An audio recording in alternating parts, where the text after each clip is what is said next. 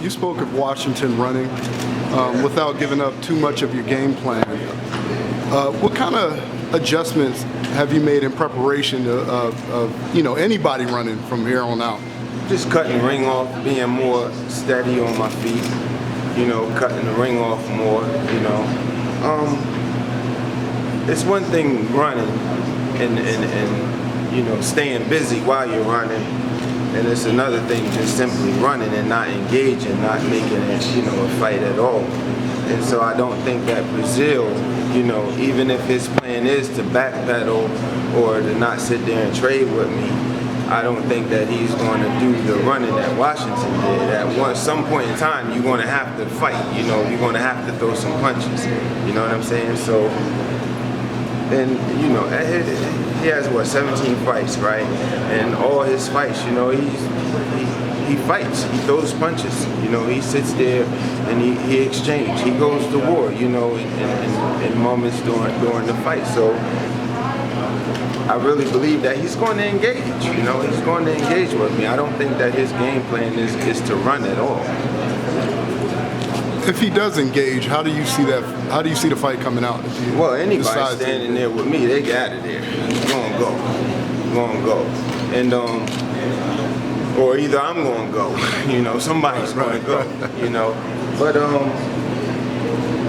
at the end of the day, man, I prepare for a fight. I don't prepare to chase a guy, or I don't prepare to run from a guy. I prepare for a fight, and I prepare strategically to, minimize a guy being taller than me or longer than me, or if he's faster than me, or if he's stronger than me. We prepare to, minimize those things, you know what I mean? But I don't think he's faster than me. I don't think he's stronger than me. He's just taller than me. That's it. Do you have any predictions for the fight?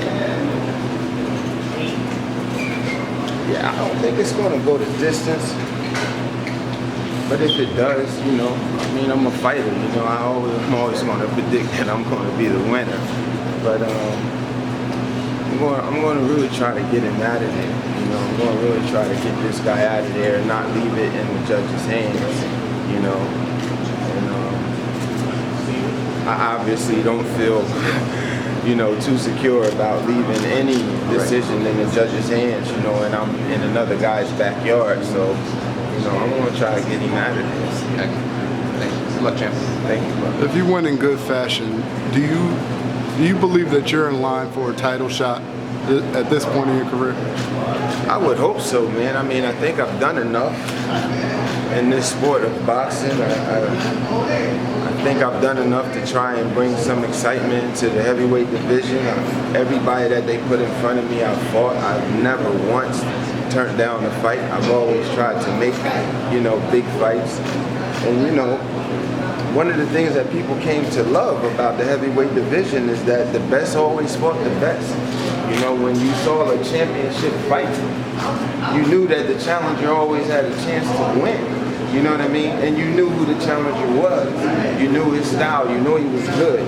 But nowadays, you watch a heavyweight championship fight, and you don't even know the challenger. You don't even know what he's capable of. So, and then, the top 10 used to fight the top 10. The best fought the best, and then they fought their way to a championship title. Now, the top 10 guys, everybody's ducking each other and trying to slide their way into a championship fight. And, I'm one of the few guys I know that I'm willing to fight anybody that they put in front of me. I'm willing to mix it up with anybody in the top 10 and, just bring that excitement back to this division, man. Hottest topic in boxing right now is racism in the sport.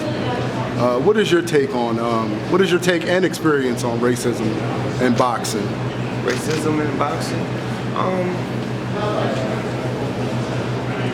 You got racism everywhere, man. To be honest with you, some of the best people I've met in my life were from the opposite race, you know what I'm saying? From another race, some of the best people in my life. And I know that I wouldn't even be standing in front of you if it wasn't for, some white people that stuck by me when I was in prison, you know what I'm saying? I mean, stuck by me like family, man, you know what I mean? And then believed in me and backed me and invested in me, you know what I'm saying?